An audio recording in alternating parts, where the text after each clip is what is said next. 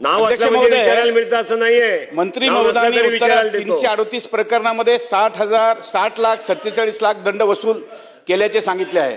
मात्र इतक्या मोठ्या प्रमाणात तक्रार येत असतील तर शासनाने अशा रुग्णालयाची योजनेतील मान्यता रद्द करण्याची किंवा तात्पुरती निलंबित करण्याची किती प्रकरणात कारवाई केली आहे त्याची जिल्हानीय माहिती अध्यक्ष महोदय, मंत्री महोदय देतील का?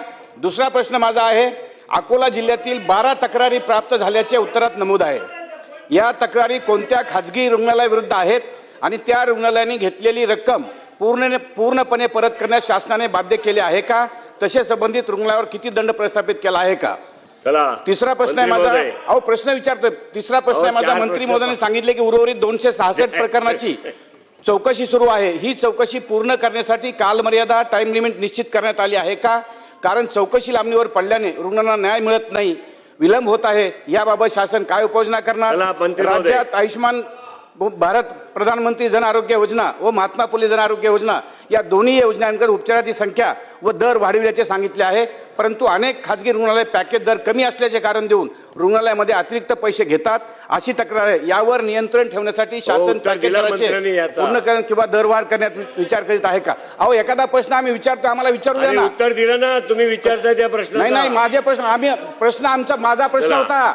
एक तर आम्हाला बोलायला संधी मिळत नाही, प्रश्न आमचा होता, तो माझा प्रश्न होता. मंत्री महोदय, नाही आणखीन माझा एक प्रश्न आहे. आणखीन शासनाने आयुष्मान ऍप तयार केलेले सांगितले आहे, परंतु ग्रामीण भागातील अनेक लाभार्थ्यांना या ऍपची माहिती नसते.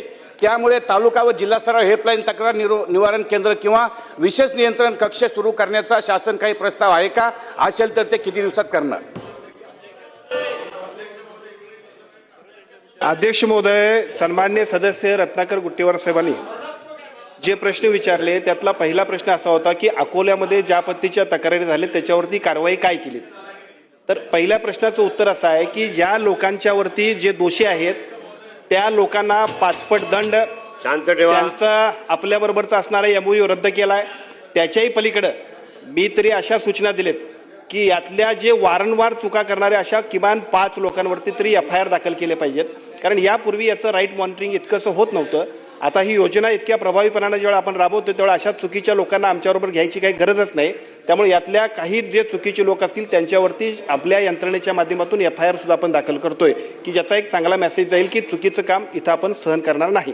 दुसरा भाग आपण जो विचारला की या सगळ्यांच्या बरोबरीनं भविष्य काळामध्ये याच्यावरती आपण कशा पद्धतीने काम करणार आहोत, तर मगाशी सन्मान्य पटोले साहेबांनी जे विचारलं, आता AIचं जे आपण ॲप आणलंय त्यामुळे इतक्या चुकीच्या लोकांवरती कारवाई झालेल्या आहेत की आपल्याकडनंच माझ्याकडे कोण येऊ नये. माझी विनंती सगळ्या आमदार महोदयांना आहे, आपण योग्य गोष्टी करतोय.